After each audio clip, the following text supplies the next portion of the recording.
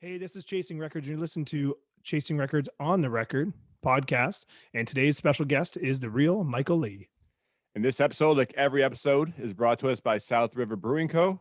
Today I'm having the Blacksmith Smoked Porter. SouthRiverBrewing.ca. Free shipping after $50. Get a free coaster and a free smile. All right, so here we are on another podcast. Today we have the real Michael Lee. Michael, how's it going today? Great, guys. Great. How are you guys doing? Not bad at all. Not Fantastic. bad. Where are you located exactly? I'm in Iowa, Iowa. like central right on. Iowa. Yeah, Yeah? like smack dab in the middle of the United States. Oh, Were you getting any of that nasty weather that went through Texas and all that? Yeah, we got some of it. Not as bad as Texas. I mean, what's happening there is absolutely terrible.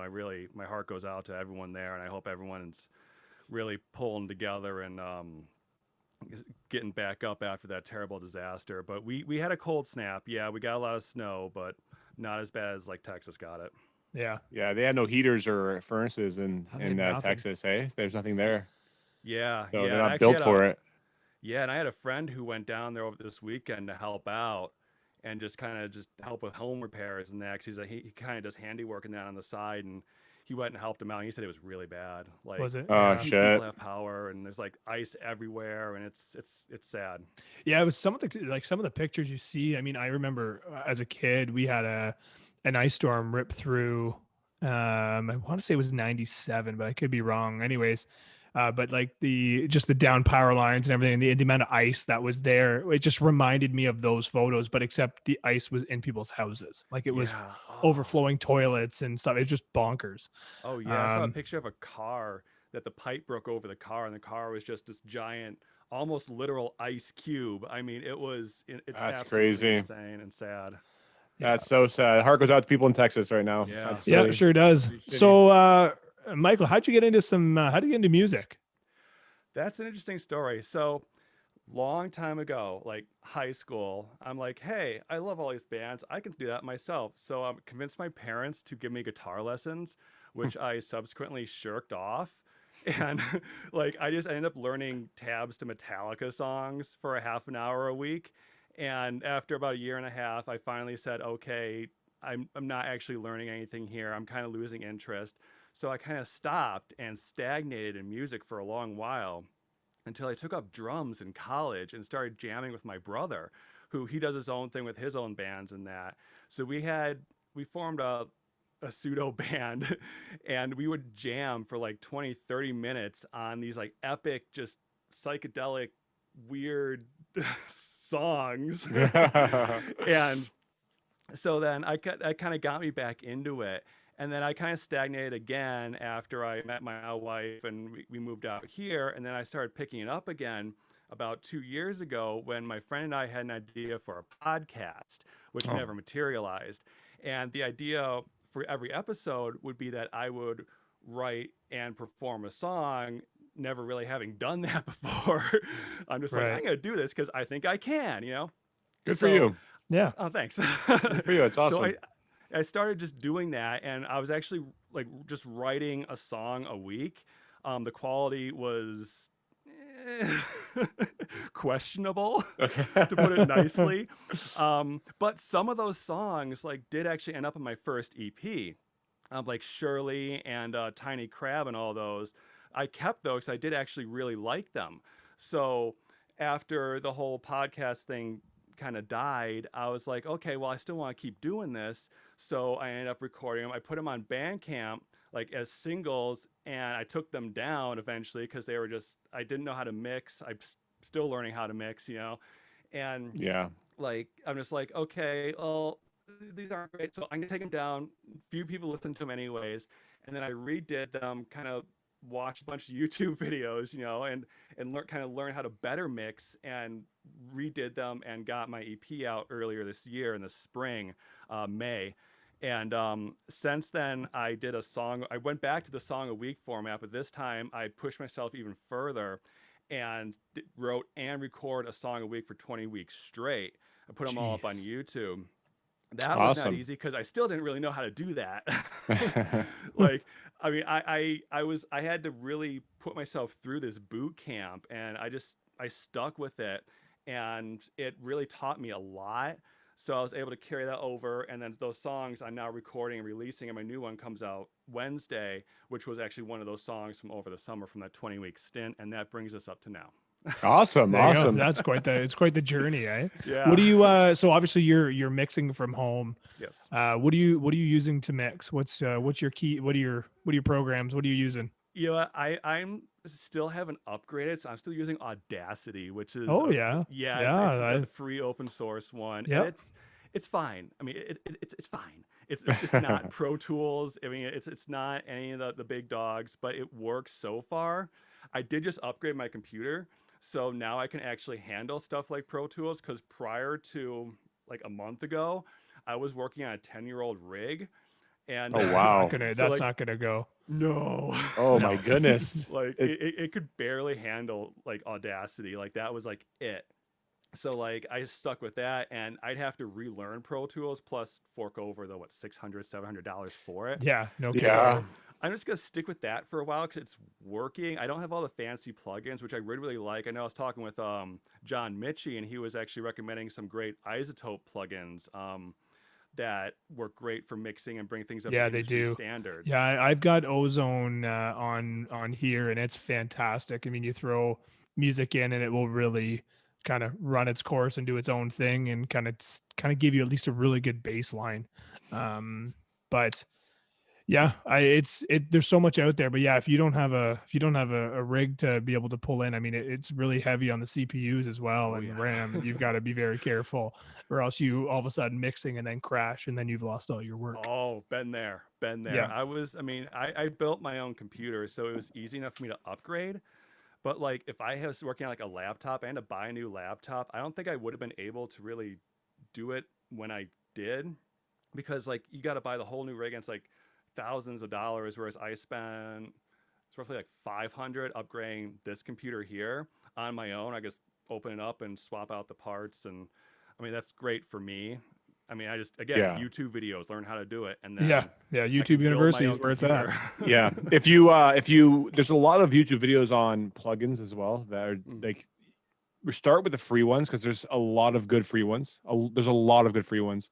Oh, yeah. And then if you get like familiar with them, as you get more familiar and you feel like you need to upgrade by paying, there's a lot of obviously great paid ones, but there's a lot of great videos where I've got a lot of the plugins that I use that I got for free, and I swear by them. Maybe because I'm used to them and I'm just like biased towards it, but like I swear by them. They're fantastic. I think, and I've heard a lot of advice too with that, than saying that, learn, 3 or 4 good plugins that kind of, your EQs and whatnot, and learn those really, really well, and then maybe move on. But until you can get lost. There's so many, there's so many different ones. There's so many different effects you can throw on. And then, I mean, the other portion is we talked about this, is like when you go to play live, if you've put on so many plugins, what do you do? Yeah. Right. You bring a laptop. You bring a laptop, right? Exactly. Yeah. Some good speakers. You made a reference to your EP. So your EP Hold Still, that came out in 2020. I listened to today, and I have a question. I have a question about one of your songs, and you could lie if you want, or you could be honest. Well, I probably will. I'm kidding. In the absence of Fred. Yes. Now it's about a coworker. The song. Yes, it is. Is Fred the name of the person you wrote about? No. Okay, because does Fred know the songs about him? No. Okay. None of my coworkers, well, not none. Very few of my coworkers know what I do outside of work, just because I like to keep the two as separate as possible, just for my own mental well-being. Yep. Now I do have friends there that know what I do and thankfully support me. So thank you to them if you're watching. Some of them know that I'm doing this. Awesome. I don't know when this will air, but they'll know. It's all good. Yeah, they'll know. Listen, so thank you guys. Name some names right now if you want. They'll hear it, because then you'll be like, listen for it. Yeah, that's right. Yeah, exactly. Big shout out to Mike Warnick, who he's a visual artist, does a lot of painting and that. He's actually the one who went down to Texas and helped out there. So big shout out to him for being very supportive to me. He's a coworker and a good friend of mine. So awesome. Awesome. The coworker I wrote about, now Mike knows who it is, but the coworker doesn't. And actually, in the absence of Fred, the title was taken from an overheard phone call from another coworker, and the two just kind of in my mind like just melded together and click. I gotta do this so you can actually see what I'm Yeah, doing yeah, with my yeah. hands. Yeah, it's like light bulb, and then the song kind of came from that, because at that time I was doing just the writing the song a week, and it just the way the mind works, it's just like, oh, that, and then one line comes, then two lines come, and then chord structure comes, and it's crazy how the writing process can work. Like when I started, I'll try not to go off on too much of a tangent here, but when I started, like, it took me an entire week to write like one song. Now I can do it in like an hour and a half, 2 hours. Yeah. Right. And I've developed those connections in my brain, and you got to listen for stuff like that and pay attention to your surroundings. Like I like to write about pretty much anything and everything. So like I can write about there's a Star Wars poster on my wall here, like something about that, and just got to pick something and then focus on it and go anywhere. Like I wrote this song called Graham Crackers based on a challenge from the open mic I do every Tuesday, the Ham Bones open mic. I was going to ask you about that, but we'll get back to that. Yeah.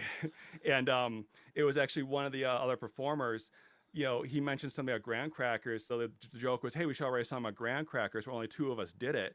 But mine ended up being less about graham crackers and more about being bullied at school. But just because I just took that one little thing and like ran with it and then took it from there. So that's kind of what happened with Fred. Is I had the annoying coworker and then that line, and I was like, well, what if we told the coworker just to go away and leave us alone, stay at your desk, and then it just kind of went from there. All came together. Yeah. That's funny. Yeah. It's funny because Andrew and I were chit-chatting, and there was something that he said, we were talking, and I was like, I don't know what it was, but it was a perfect lyric, and I can't get back to it. I can't even tell you what the conversation was. I can tell you what we were doing, but I have no idea what and it sucks because like those things, like those are like those moments where you just got to write them down, right? You got to write them down to talk on your phone. Yeah. Yeah. Like voice notes. Like I actually do email drafts now and save them in Gmail, because then I have it anywhere I go. Like, I mean, any computer, I can log in. I got my stuff there. So if I think of a line, it's done. I mean, I've woke up in the middle of the night, grabbed my phone. My wife curses at me because I'm blinding her with my phone, and I'm writing down this lyric like, "Oh, this is great," Yeah, so. That's I use Google Keep actually for all my lyrics. Same idea, right? It's all through Google, so every no matter where I am, I can punch it up, and it's and then I mean the odd time I'll write on paper. But if I'm depending on what mood I'm in, but for the most part, it's electronic. I can only write on paper. I've never been able to write like on my phone. I feel like I have to write on paper. And that's the only time. Is when it comes to music, I have like a little book and I'm like just like going crazy, and then it's a pain in the ass to have to type it up anyway. So I don't know why I do that. I mean, I think it's something to do with that pen and paper in hand and writing it out. It's that feel. I mean, I must admit, there's times when I've written stuff down, I'm like, oh, this is so good. And then the worst part is when you go back to it, you're like, this isn't going to work. No, right? It does feel more real. It adds more of a legitimacy to what you've written, because you went through the physical act of finding the blank page, finding that line, writing it down. Now, I actually started like that too, but my handwriting is atrocious. So you can't read it afterwards? So is mine. Lyrics have changed because I couldn't read what I wrote, so I had to do something else. Yeah, so but it's important to write stuff down. And what Nate was talking about was it was late and we were playing PS4 online, we're playing hockey online. Yeah, so if anyone plays Chell and you play Chasing Records, that's us. You're legitimately playing the band Chasing Records. And I was a few beers deep, so I was just talking all kinds of shit. And somewhere in that shit, there was just something. Yeah, and he's like, and I don't know how many beers he was deep. I was a few beers deep. I don't know. But so he's like, man, yesterday you said something. I was like, I said a lot of things. I was just a mouthpiece. So I'm like, sorry. So we lost it. We lost the lyrics. We lost the lyric. Now, like, do you guys have that perfect like that avenue of number of beers and creativity where it's just that you can drive down that avenue and it's just perfect, and then but you have too many beers and then you start to veer off. You know what? I don't know if I end up at the Arby's and your night's wasted. You know what? Normally, like when I'm writing, like, and we've talked about this before on other podcasts, so I apologize to people that have listened to the other ones, but Andrew's usually sent me a title of a song and then or at least a general idea, and then I've run with it. And I may not know all the semantics of what has gone into that. But it's sometimes just the moment in time. It could be that I'm a few beers deep. Could be that I'm outside by the fire. It depends on just what's happening. And yeah, I wouldn't say that it has to do with any sort of consumption that is good or bad. Yeah, I don't know. That's a really good question. I'm trying to think of some of the ones I've written. At what stage was I at in terms of sobriety? I'm not sure. It's hard to tell. It's very hard. But for me, if I am, I think it goes hand in hand in the sense where if I feel like I'm in a groove, and then I could hammer beers back, like just like I'm in a groove. Yeah. But I've learned recently, and this is like very recently, when to just give up on a song, not like forever, but for the day. Before I'd be like, no, I have to finish a song today. I have to be finished today. And now I'm learning that forcing is never a good idea. So, so if I'm having a couple of beers, I'm like, this is great. It's great. I feel like it gets done faster. Cause I'm just like, once you get that groove, the beers are going back. It's like, yeah, but I think I'm learning that like this could be shit if I keep doing this tonight, and that's like it's like a self-control thing. I think beer and songwriting goes hand in hand, right? Like it's all about self-control. But yeah, so I don't think it's a sweet spot. Like I'm not like 6 beers in, I'm good to I could write the fucking masterpiece. But I'll get to 6 beers if I'm writing a song I like, right? So I'm like, this is great. There you go. So yeah, it's funny. I don't know. It's a tough one, and it's funny you said that too. Like I don't know. I don't even know. I'm trying to think of even songs I've written hammered. I don't know if I have. I know I've tried to sing beers deep, but I don't know. That gets tricky because like the throat, like for me, like it gets dry in that, and then like you gotta have more water, and then it's like another bathroom break, right? And water. And then the best part is, let's be honest, we're writing all these songs, recording all these songs at night. They sound amazing when you're 7-8 beers deep, and then in the morning, it's like always check in the morning before you do anything, before you send it off to a buddy. Just check it before, because it could be interesting. So, at the end of the song, are you vomiting? Are you throwing up at the end of that song? Like, did you write out the vomit? You said God, oh my God, 17 times at the end. How about you? Do you have a sweet spot? Now, it depends on what I'm drinking, because like straight up regular beer, like I can have 2 or 3 before like I hit that spot. And now, hold on. We're Canadian. You're obviously American. Yeah. What's your beer of choice? Oh, that's a good question. So I focus more on like the craft beers. Okay. Now, South I'm River. remiss that I cannot get it anymore. But my favorite before they stopped distributing it here in Iowa was Flying Dog, and they had what was it called? It was like their winter ale. It was like Snow Dog or something like that. Oh, that was my jam, man. But they stopped selling it here. And I have not been able to find it since. Since then, I've gone to like Stone. Theirs is great. I can't get Three Floyds out here. I miss them. I used to live in Illinois, and Three Floyds is in Indiana, so we get all their stuff. And I love them. But Boulevard is one I've been drinking lately. I know you guys probably don't know any of these. Well, it'd be the same if we named off a bunch of ours either. You'd be like, I don't know. Like we have, I don't know, Andrew. I'd say we probably have 10 breweries in London. Like London, Ontario is 350,000 people. Yeah, now, oh God, about that. We've got probably 10 to 12 breweries in London alone. Oh, nice.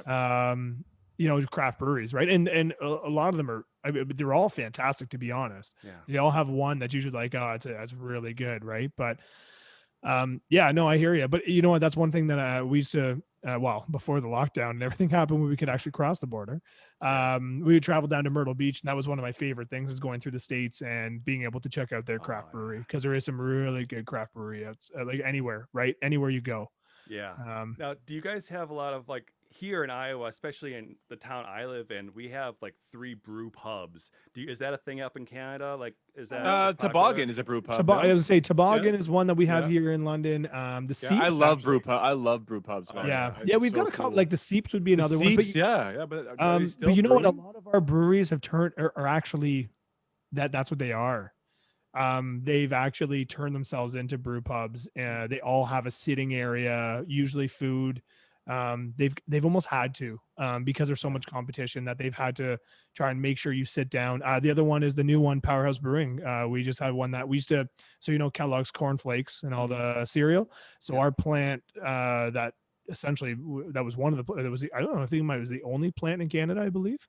Anyways, it disappeared a few years ago, and quite a few years ago now, and now it's an adult jungle gym, if that's what you want to call it. Yeah. It's like a rec center. I don't know. It's got all kinds of amazing things in it, but it's got a brewery in there, and I believe there's a distillery in there as well. I don't know if it's in there or close by. But yeah, so we've kind of they've all kind of turned into that sort of, brew pub sort of deal, but they're awesome. There's some really good ones even locally around where we are. Rusty Wrench in Strathroy is a really good one too, but there's tons. I mean, they're so good. And with that though, we have all those breweries in London, but I know the podcast got sponsored by South River Brewing, which is about 2.5 hours, 3-4. Oh God, no, we got to be 4 hours. 4 hours away. 4 hours away. 4 hours away from us.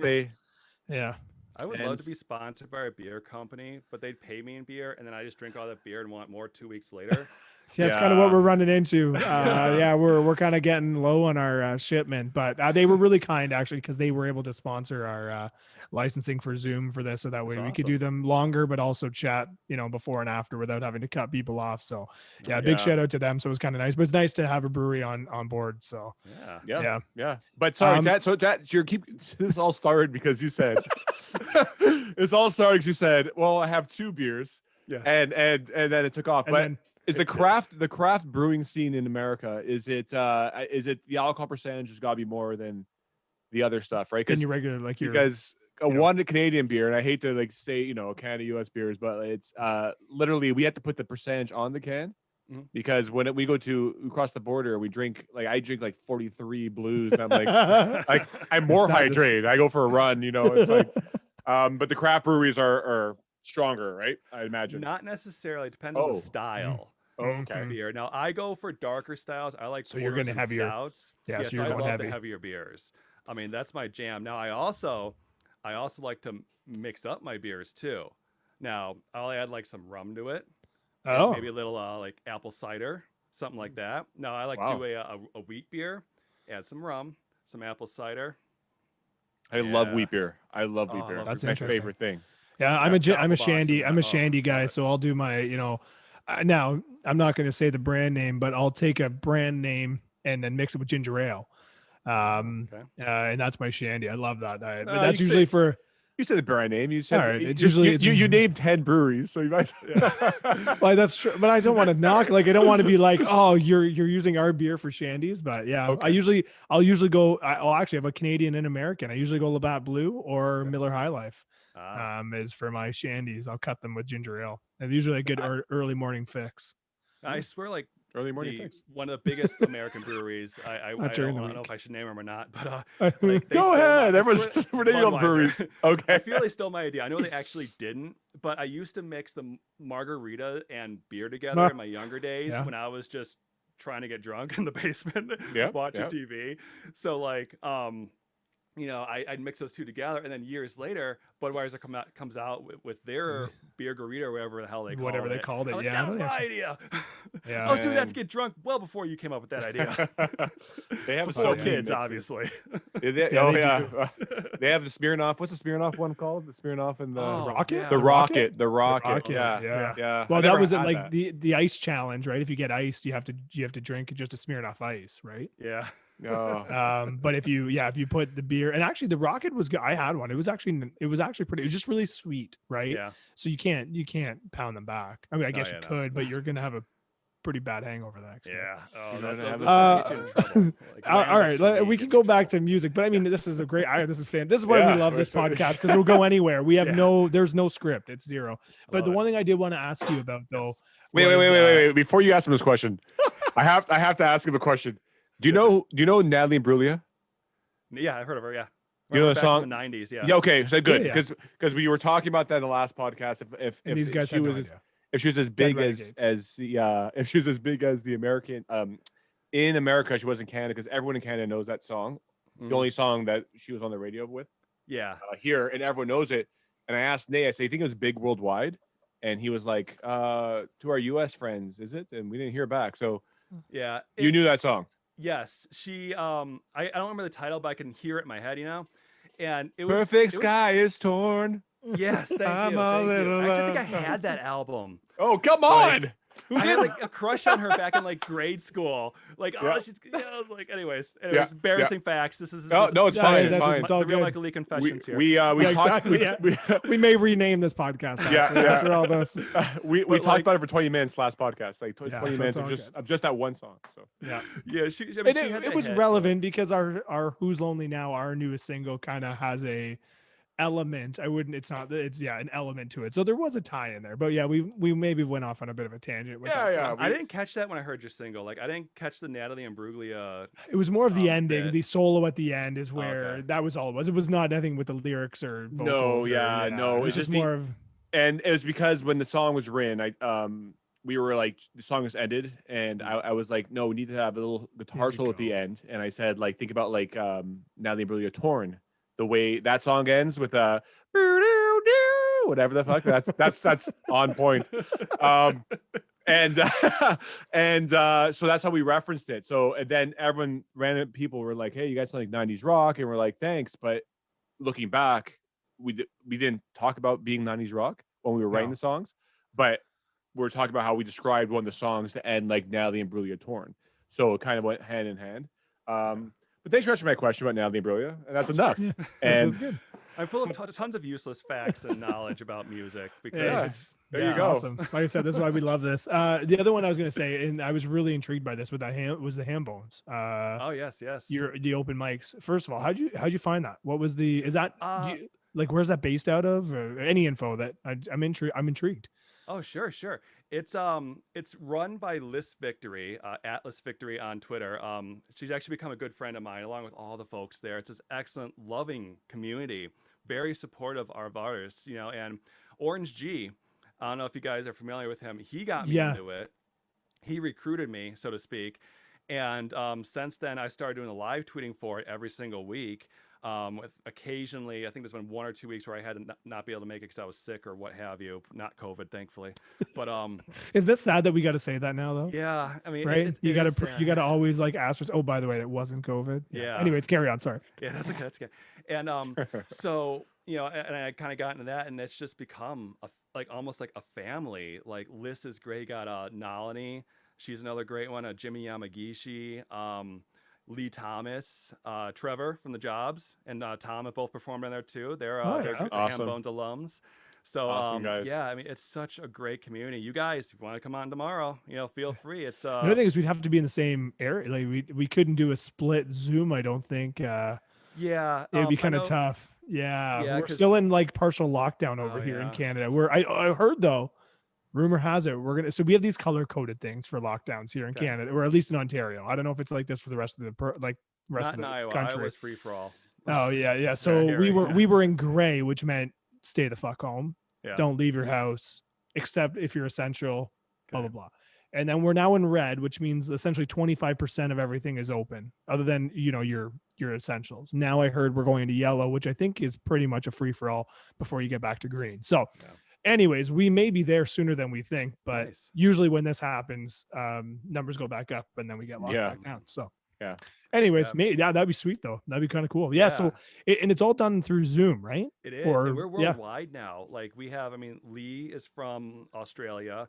We have Ravi the Poet from New Zealand. We had Exorcism. Vegger came on for New Year's Eve from, oh, he's going to kill me that I forgot his country. I'm so sorry, Vegger. From his country. And from England, from Canada, Kyla Tilly is from Newfoundland. And she comes on almost every sweet. week. It's a wonderful, wonderful community. So, yeah, if you guys want to come on, please. If you want to do an acoustic set just individually or whatever, you can even do like poetry or stand-up comedy even. Like we take everybody. We've only been Zoom bombed twice. So the not second bad. time they That's actually not bad. caught them before they got on. The first time it was like this 15-year-old kid who did this like poem. I'm doing a lot of air quotes tonight, but a poem about like poop. So like, and then he wanted to say something else on camera, and they cut him off. And then afterwards, he had like this little green room thing where we were able to talk and kind of shoot the shit and all that. and he tried to say something in there, but then we actually called him out and we got him to tell us his actual name and stuff like that and how he found us. And then he logged off. But only been Zoom bombed twice, and it's such a great community. And Oh, it's cool. I mean, Yeah, it's a everyone's really welcome. neat, it's a Awesome. really neat idea because I mean, I don't know what it's like for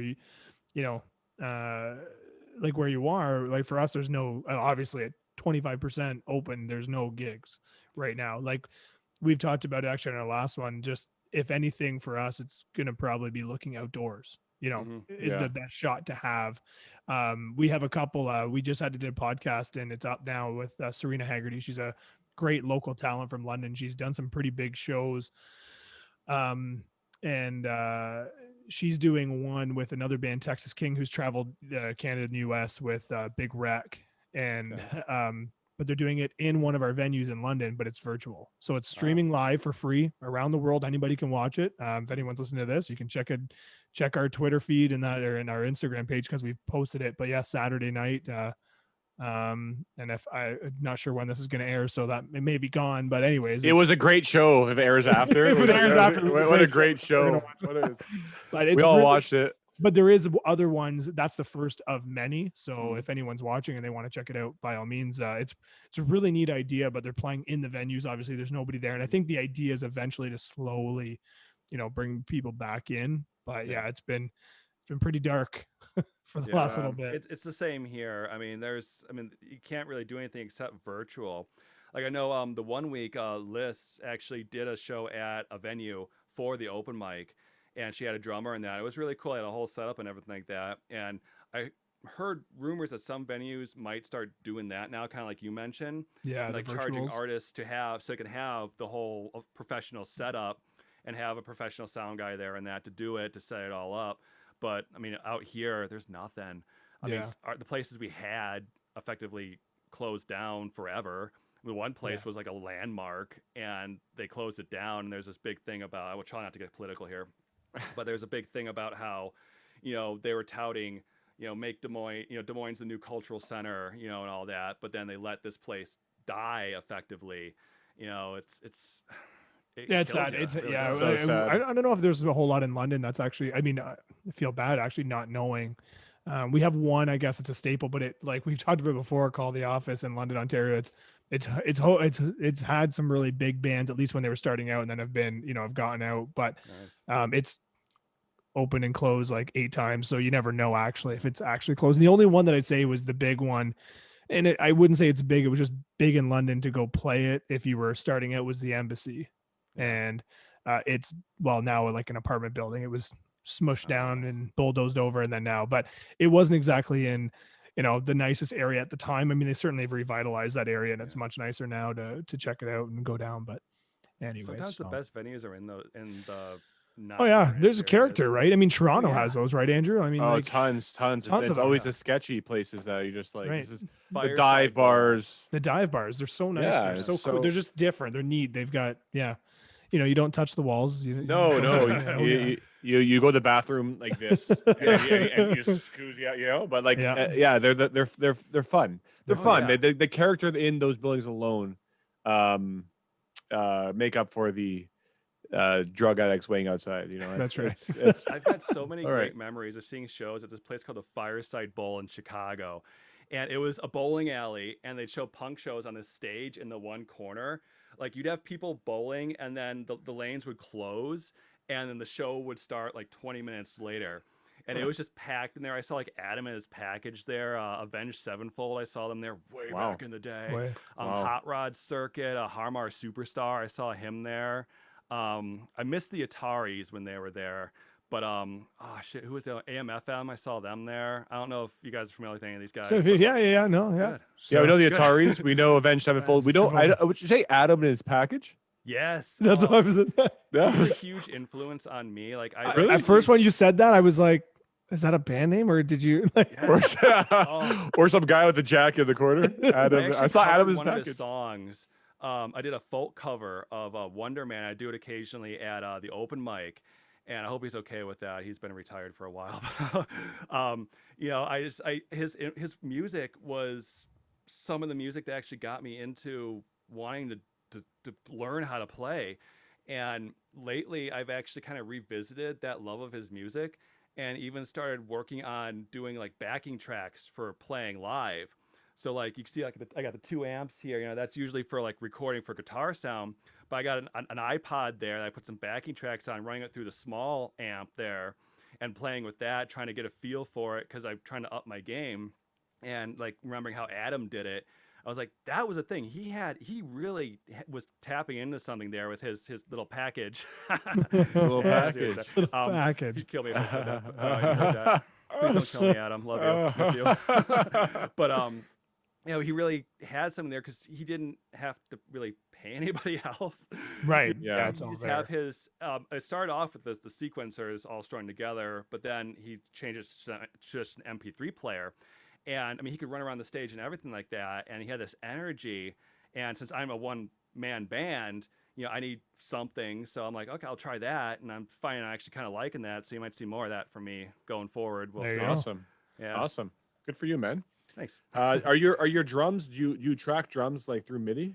Is that how you do your drums? Yes. I have a program called like Easy Drummer, Okay. and it's really great because all the samples were actually played by a human, and they Oh, were cool. they were read in through MIDI, and I use Fruity Loops to set them up, Mhm. and I can actually go in and like tweak them as needed. Like I actually did a remix of Disappearing Daughter. I saw that 8-bit YouTube video remix. there. Yeah, thank you for watching. And I did an 8-bit remix, and I was actually able just to take the 8-bit pack I was able to download for free that someone had made and drop it in there, and it automatically replaced all the sounds. I was able to tweak it with that, and it actually worked. It was minimal work on my part. And I absolutely love this program because I can even, like, it's quantized. So I can actually go in and add imperfections because I like to do that. And I think it adds more character to the songs. So I'll go in, maybe tweak a snare hit just slightly, you know, tweak a kick just slightly over every once in a while, just to give it that human feel. Human feel. Yeah. Awesome. That's great. That's really neat. That's really cool. Yeah. That's so cool. Well, I can't believe actually that we're almost out of time, to be honest. wow. It's insane. It's crazy how time flies, to be honest. Yeah. So before we go, what do you have coming up? What do you want to tell everyone? Where can everyone find you? Oh boy. I have a new single coming out Wednesday, Disappearing Daughter. Now it's going to be on all the streaming services. I pitched it to Spotify. I fully expect them just to completely ignore me like normal. Hey, but, we all know we're not getting rich off Spotify. It's just a good way to get your music heard. They announced something like a tease that they're going to start some new artist service to better help I heard artists. that, yeah. And yeah, like I I'll ignored believe it, when I see just it, like they guys. ignore us. Yeah, me too. Like I see some other folks, they got all these listens and that. I got my little bit. I'm happy with that. You know, I'll keep growing it. I'm learning new things as I go along, new promotional tactics and that, you know, to get people to listen. Because unfortunately, Spotify, you know, they don't pay you, but they're kind of so ingrained in music right now that Yeah. you need them to get your name out there. They're we've talked about this before though. They're now our radio. Really is what it is, right? With Yes, the that's a daily good way to mixes put and it. the out. And you know, no, not a knock on Spotify. It is the way that we, you know, it's Yeah. not a way to make money. As long as you know that it's not the way to make money, but it's Yeah. one way to potentially get noticed. And if you get on one Yes. of their algorithms, a couple playlists here and there, and people hear you, but then it could lead to more. So we shouldn't knock Yes. them completely, but No. it certainly is. It's tough to crack. There's It no is, and question. it's like once you get past that, like, oh, they're not paying me, you know, you realize like you said, they're more of a radio. See them in that format. Yeah. Then I think it's easier to handle that how they do things, and you can be happier as a musician. Because for me, I like Bandcamp and the merchandise more. Like with Disappearing Daughter, I have the single coming out on streaming, but I have a deluxe edition coming out on Bandcamp only that has the single and then 2 bonus tracks, the 8-bit remix and the live version, which is the same that's on YouTube. And you can get that. It's only gonna be $3, super cheap. It's the cost of a cup of coffee, and you get to own the music. You can download it, put it wherever you want. You know, I like focusing on that more. And I started recently doing merch too. And I've sold a couple T-shirts now. That's just the greatest feeling, you know, because you're actually making that money. Like you see the fruits of your labors. So I like to focus on sending folks that way, but at the same time, don't forget me on Spotify. But Exactly. you know, buy my stuff. Yeah, no, absolutely. But I do have a handy link called it's it's a bit.ly link because I'm a Yep. nerd that way. bit.ly/here HEARTRML, like here TRML. Awesome. Perfect. Yeah. And I'll throw that in the description below for anyone Thank you. that wants that and go directly there. Yeah. We have the same one. We have like it's like listen to / chasing records, but Yeah. there's a couple dots in there. So Those are handy. great So shortened handy. links, and they're so handy to be able to Yes. direct everyone to where you want them to go. So, all right. Well, thanks so much, Michael, for your time today. That was Thank awesome. you It was for having great. me. Thank No you. problem. Wait. Your Yes. ats. What's your ats on Twitter? Oh yeah. And your where's ats on Where can we Instagram. find? Where else can we find you? At @TRealMichaelLee on Twitter and on Facebook. On Instagram, I'm The Real Michael Lee. I post pictures of my gear and random stupid stuff. Like Sunday, I was building an action figure with my son, so I posted about that. You know, I post Awesome. silly pictures with Godzilla and Kong there. You know, so. Yeah, I just have fun with it. Facebook, I'm not as active on. Facebook's much more informational. Twitter is really where it's at for me. So @TRealMichael Lee on Twitter. I'm on there all the time, tweeting away about whatever crap comes to my mind, you know, and promoting my own dangerous stuff too. dangerous. Yeah. I try to keep it like professional though, because I don't want to be like blacklisted by if I'm looking for a job or whatever. Right, Yes, exactly. Yes. You know, Yeah. Yes. try to keep And it kosher, you know. Also, therealmichaellee.com, and that links Yes. kind of all your stuff. Your Yes, it merch does. is there, and your music, and all your socials are there. So feel free to check that out. Therealmichaellee.com. Buddy, thanks so much. Thank Thank you. you, All right, guys. thanks for coming All on. right, we'll chat. That's awesome.